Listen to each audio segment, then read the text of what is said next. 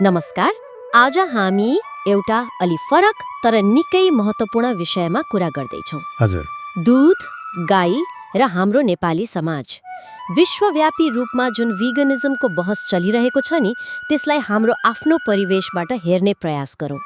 हामीसँग एउटा संवादमा आधारित सामग्री छ।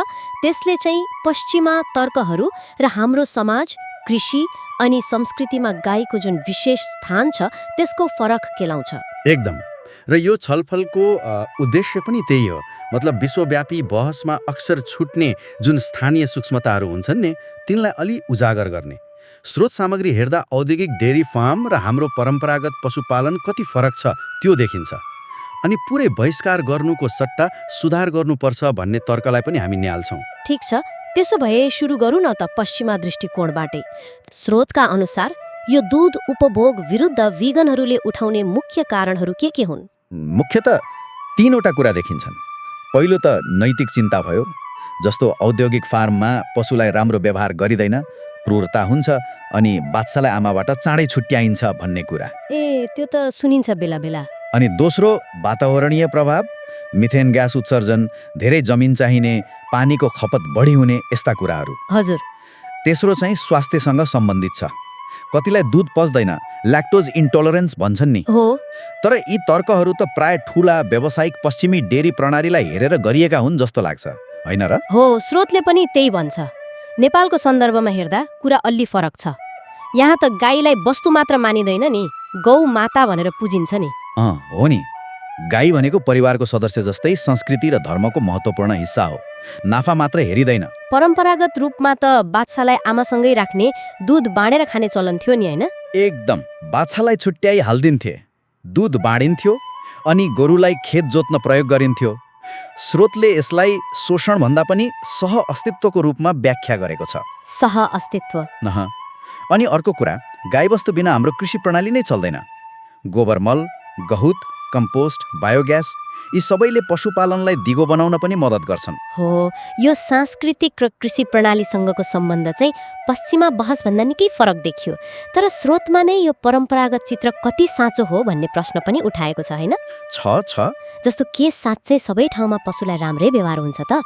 खै, मलाई त शङ्का लाग्छ, विशेष गरी सहरतिर वा व्यावसायिक डेरीतिर हेर्दा। हो, त्यो आलोचना पनि छ। स्रोतले स्वीकार्छ कि सधैँ र सबैतिर राम्रो व्यवहार नहुन सक्छ। अनि कृत्रिम गर्भाधान, व्यावसायिक डेरी फार्म खोल्ने क्रम बढ्दो छ, त्यो पनि एउटा यथार्थ हो। अनि वातावरणीय कुरा नि, मिथेन उत्सर्जन त सानो स्केलमा भए पनि हुन्छ होला नि? हुन्छ, त्यो समस्यालाई नकार्न मिल्दैन। तर स्रोतले त्यसको तुलना धान खेतीसँग गरेको छ। कसरी? धान खेतीबाट पनि त मिथेन उत्सर्जन हुन्छ।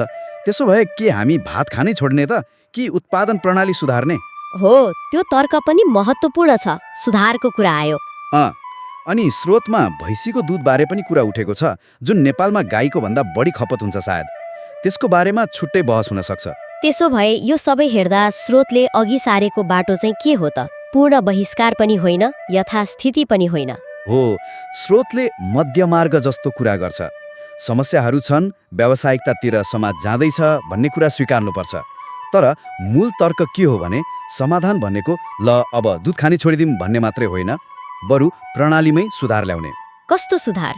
पशु कल्याणमा ध्यान दिने, परम्परागत राम्रा अभ्यासहरू, दिगो विधिहरूलाई प्रोत्साहन गर्ने अनि सांस्कृतिक महत्त्वको पनि सम्मान गर्ने। मतलब प्रणाली भित्रबाट परिवर्तन खोज्ने। एकदम। जनावर संवेदनशील हुन्छन्, उनीहरूलाई दुःख दिनु हुँदैन भन्ने कुरा त मान्नै पर्यो। त्यो आधारभूत नैतिकता हो। तर कुनै एक व्यक्तिले दूध छोड्दैमा वर्षौंदेखि चलिआएको जीविका र संस्कृतिसँग जोडिएको प्रणाली तुरुन्तै बदलिँदैन। त्यही त, यो त निकै जटिल प्रणाली रहेछ। त्यसैले स्रोतले प्रणालीगत परिवर्तनमा जोड दिएको छ। राम्रो कानुन, नैतिक किसानलाई समर्थन, मानवीय अभ्यासहरूलाई बढावा दिने, सँगै मिलेर काम गर्ने, यो नै व्यावहारिक र सैद्धान्तिक दुवै हिसाबले अघि बढ्ने बाटो हो भन्छ स्रोत। स्रोतमा माका दूध जस्तो डकुमेन्ट्री हेर्ने खुलापन दुवै पक्षमा हुनुपर्छ सायद? हो, त्यो पनि छ। एक अर्काको दृष्टिकोण बुझ्ने प्रयास महत्त्वपूर्ण हुन्छ। त्यसो भए आजको यो गहिरो छलफलको सार के रह्यो त? एकातिर विश्वव्यापी नैतिक आदर्श छन्, अर्कोतिर हाम्रो स्थानीय यथार्थ, संस्कृति, अर्थतन्त्र, पर्यावरण सब झेलिएका छन्। हो, र स्रोतको विश्लेषण हेर्दा व्यक्तिगत रोजाइ मात्रै काफी नहुन सक्छ। प्रणालीगत सुधार बढी जरुरी देखिन्छ। श्रोताहरूका लागि एउटा प्रश्न छोडेर बिट मारौँ न त। हुन्छ।